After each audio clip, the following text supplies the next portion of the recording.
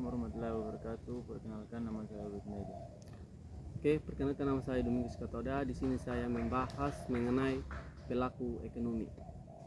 Apa yang dimaksud dengan pelaku ekonomi? Waktu dan kesempatan saya memberikan kepada Mas Domingus. Baik, terima kasih atas pertanyaan Mas Obed. Di sini saya akan menjawab dengan pertanyaannya.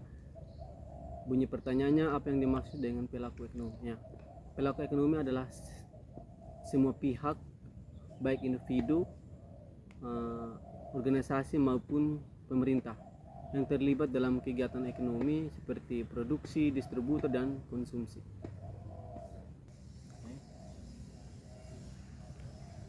Pertanyaan saya, jelaskan peran rumah tangga konsumen dalam kegiatan ekonomi.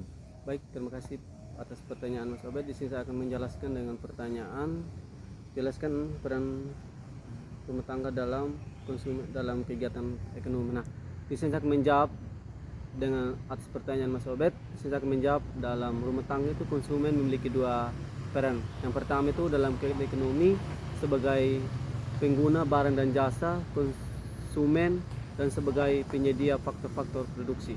Sebagai konsumen, mereka membeli dan menggunakan barang dan jasa untuk memenuhi kebutuhan mereka.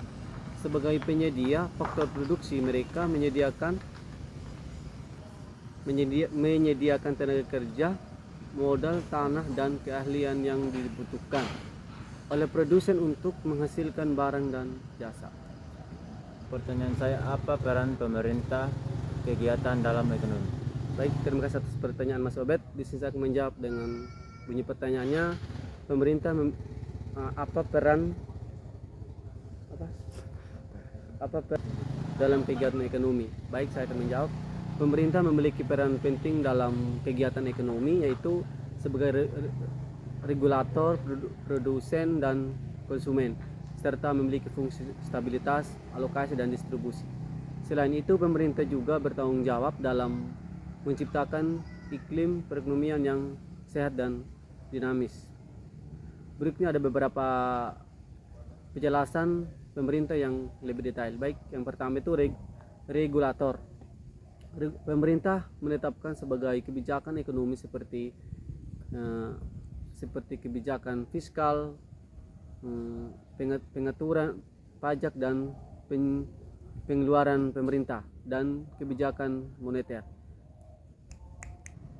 Kebijakan moneter, pengaturan jumlah uang beredar untuk mengendalikan inflasi, penjaga stabilitas harga, dan mendorong pertumbuhan ekonomi.